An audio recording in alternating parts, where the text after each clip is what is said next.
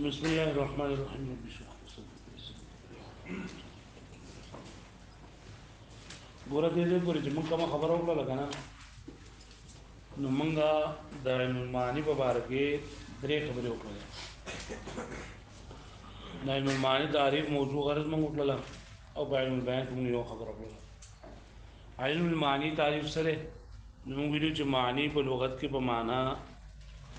د هر هغه څه چې د قصد کولی کېږي ته معنی وایي. معنا مفرد دی او معنی جمع ده. او په اصطلاح کې هو علم يعرف به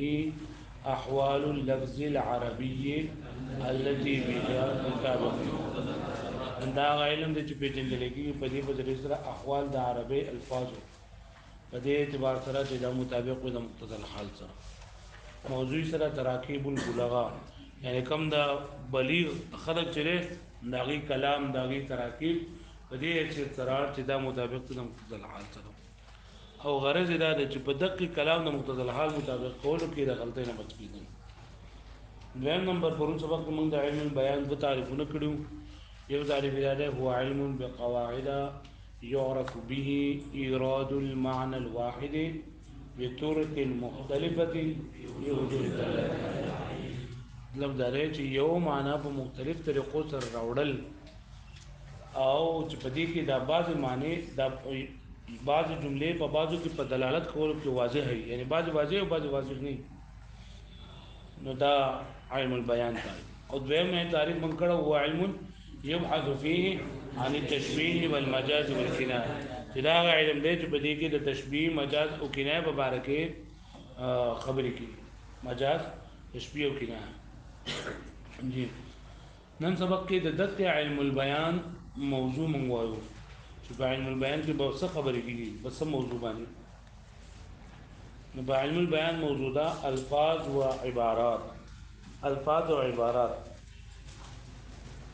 چې دا په خپل معنی مرادف باندې دلالت کولو کې واضح دي او که خفي دي. معنی دغه الفاظ او عبارات خو په دې حیثیت سره الفاظ او عبارات او په بحث کېږي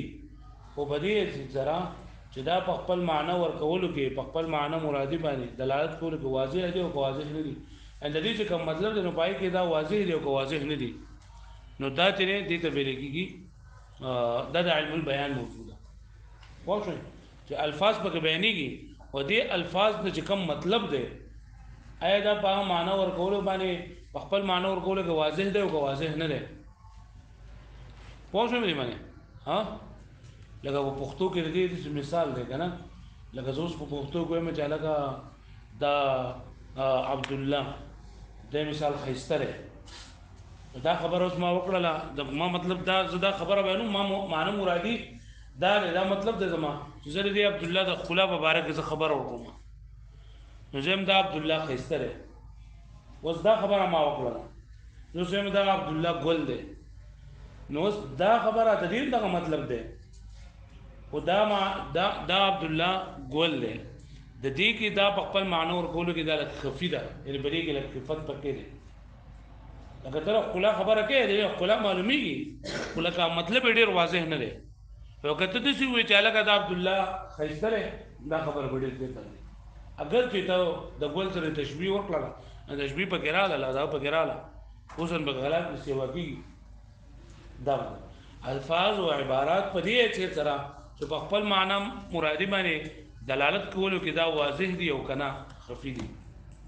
پوه شئ دا د علم موضوع د علم البیان. او د علم البیان غرض دا دی چې یوې معنی لره په مختلف طریقو سره بیانول په مختلف تراکیبو سره بیانولو طریقه معلومول. یوه خبره یا یوه معنا یعنې هغه څه چې رایې قصد کولی کېږي د کم څه چې ته قصد کوې هغه په مختلف تراکیبو سره بیانولو طریقه معلومول. چې یوه خبره په مختلف انداز کې ته څنګه کوې یوه خبره به په مختلف انداز کې به ته څنګه کوې دا طریقه معلومول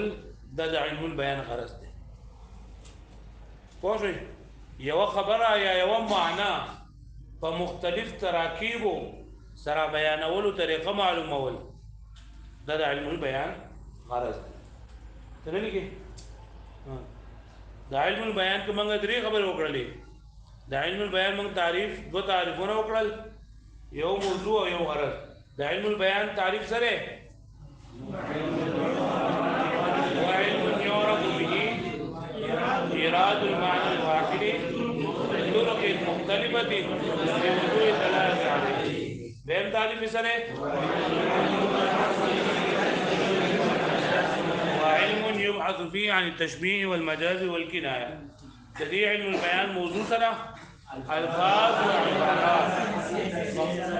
بدي اسم سره جدا په خپل معنی مرادی باندې دلالت کوي، واضح دی او خفي دي. معنی مرادی په نه دره یعنی کوم معنی کوم مطلب د پاره چې دا خبر راوړي، د سره پاره چې دا خبر راوړي د معنی وای. معنی درې معنی ما عني به هغه څه چې دغه قصد کولای کیږي پوه او د دې غرض سره یو خبره په مختلف تراکیب سره جوړولو طریقه زده کول. دا علم بیان. دریم نمبر علم چې بدیع علم البلاغت کې بیانېږي هغه علم البدیع دی.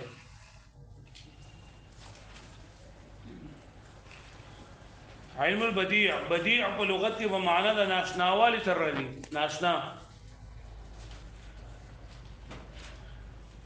بلیغ لغت کې معنا د ناشناوالي سره راځي او په اصطلاح کې هو علم يعرف به وجوه تحسين الكلام، وعلم يعرف به وجوه تحسين الكلام المطابق لمقتضى الحال، المطابق لمقتضى الحال. هو علم يعرف به وجوه تحسين الكلام المطابق لمقتضى الحال. چې دا هغه علم دی چې پیژندل کېږي د دې په ذریعه سره هغه طریقې د کلام د ښایستوالي، ها کلام چې مطابق وي د مقتضى الحال سره.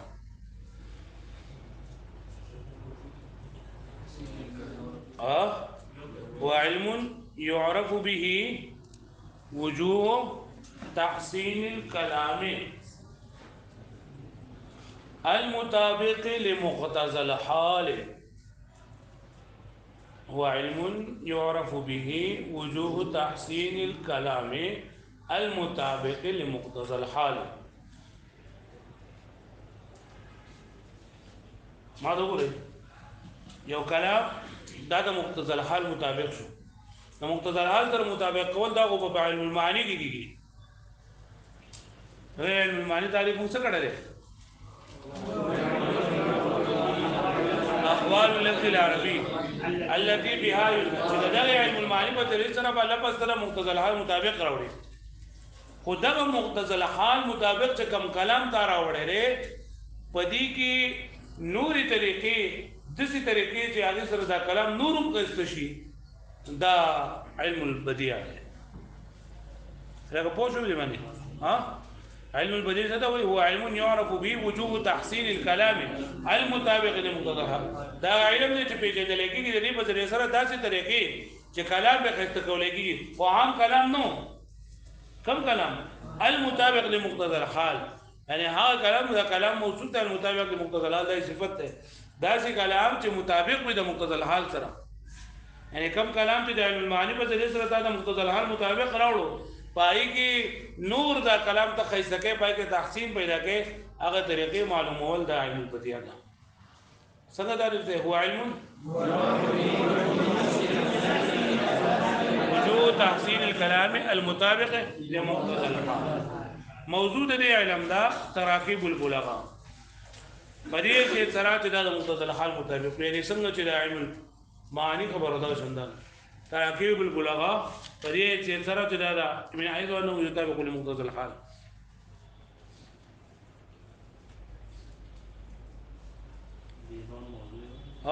تراکیب البلغاء من حيث انه يطابق لمقتضى الحال. یعنی په دې کوم تراکیب د بلغاء بیانېږي پای کې هم د دې علم غرض سره فصیح او مقتضى الحال مطابق کلام کې په فصیح او مقتضى الحال مطابق کلام کې د مقتضى الحال مطابق کلام کې نور حسن او خوبصورتی پیدا کول طریقې معلومول د فصیح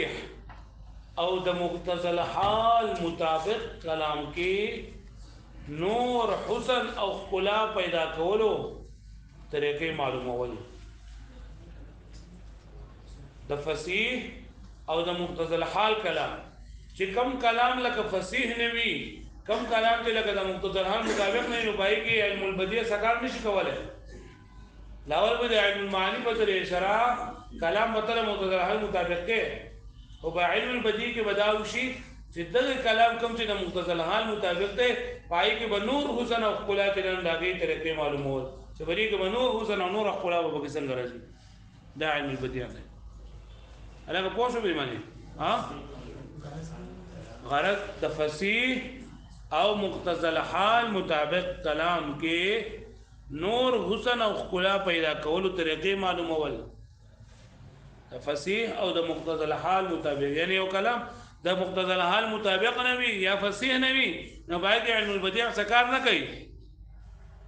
گویا کې د علم المعانی اصل له او د بدیع د فرع ده او ښکلا طریقې معلومول تدوین د هر علم جدا جدا تدوین شوی تدوین ویلګي راجمه کولو دا نو دا علم د ټول نه لاول چا راجمه کو ګوره درې خبرې منګه دا علم المعانی مبارک وکړلې دریو د علم البیان مبارک وکړلې دریو د علم البدیع مبارک وکړلې تعریف موضوع غرض دریو و د دریو تدوین بیان نو د علم المعانی تدوین د ټول نه اول جعفر ابن یحیی برمکی جعفر ابن یحیی برمکی دا د دې لپاره اصول ولیکل لیکن هغه اصول چې نه دای چې هغه لکو سره لري ها لیکن هغه اصول چې نه هغه چا مګه ته نه دی راغلي او نه د متنی باغې ته 70 زره نمایش وي ها برمکی هغه څه اصول لیکلي وو لکه هغه چا پلاستري ورغلي ویم نمبر ابو عثمان عمر ابن بحر حافظ اصفهانی چې دا د دې علم مدون اول ویلګي ابو عثمان عمر ابن بحر حافظ اصفهانی دا د دې علم مدون اول ویلګي دا یو کتاب لیکلو البيان والتبيين نموداغنه البيان والتبيين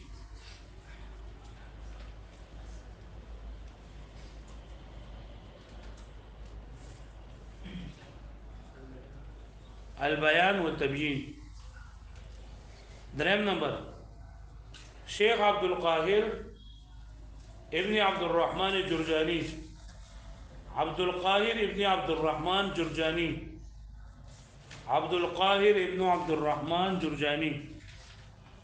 دا بدی علم کی یو کتاب لیکل ہے کتاب الاعجاز عبد القاهر ابن عبد الرحمن جرجاني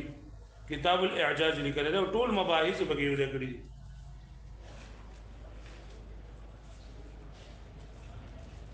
سلورم نمبر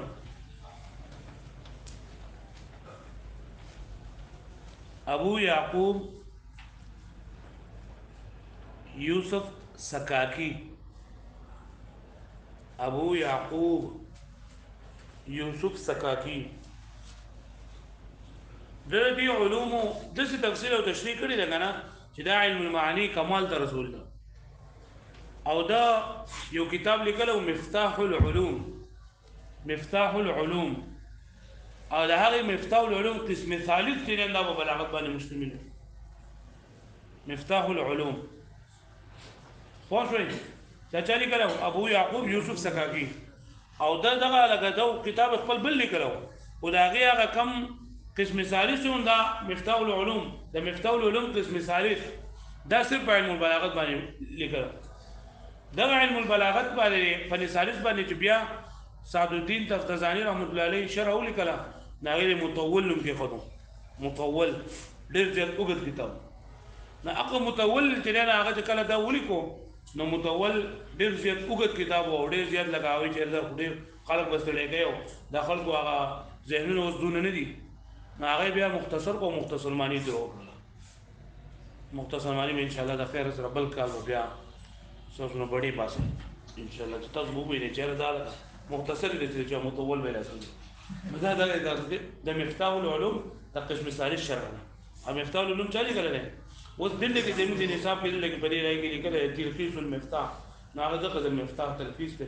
انشاءالله که خدای پاک موږ ژوندي پاتې کوو خو جواب وو انشاءالله علم البیان د دې تدوین چا کړی دی د ټول نه اول په علم البیان کې ابو عبید معمر ابن مثنى تميمي معمر ابن مثنى تميمي معمر ابن مثنى تميمي چې دا د فن عروض د موجود د امام خلیل ابن احمد شاګردو دیو کتاب لیکلو مجاز القرآن په نوم باندې مجاز القرآن بغیر ټول نه اول لیکل دی په دې فن کې ټول نه اول ابو عبید معمر ابن مثنى یو کتاب لیکلو چې نوم یې مجاز القرآن او دا ابو عمید معمر ابن مثنى تمیمی دا خلیل ابن احمد شاگرد دی دویم نمبر ابو علی محمد ابن حسن حاکمی ابو علی محمد ابن حسن حاکمی چې دا کتاب لیکلو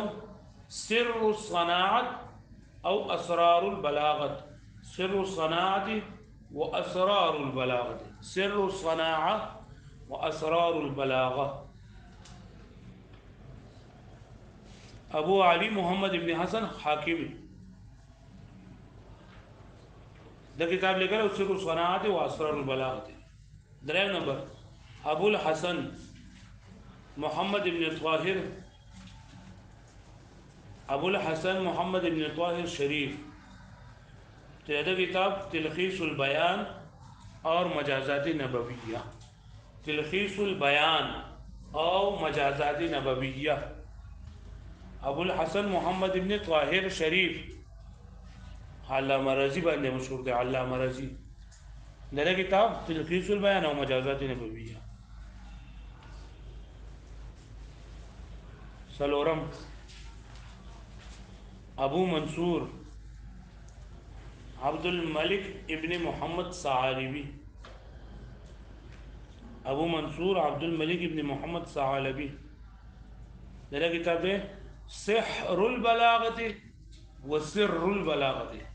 سحر البلاغه وسر البلاغه ابو منصور عبد الملک ابن محمد ابو منصور عبد الملک ابن محمد دغه کتاب دی سحر البلاغه وسر البلاغه پنځم عبد القاهر ابن عبد الرحمن جرجاني هغه یو پر نوم راغی عبد القاهر ابن عبد الرحمن جرجاني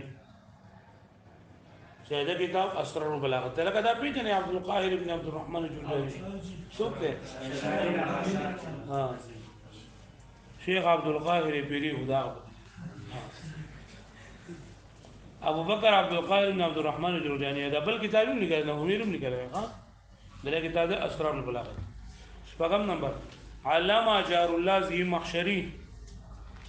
اساس البلاغه علامہ جار الله زی مخشری دا کتاب لیکل دی اساس البلاغه نبوره دا علم البیان او دا علم المعانی تدوین چا کړل نه دا سلون نمونه په علم المعانی کې او شپږ نمونه جنن دغه علم البیان کراله دوه خبره څنګه د پاتې شو یو د علم البديع تدوین او یو د مصنف حالات ان شاء الله سبب سره کتابونه مراوړل نو سبب کتابونه شروع کوم دغه به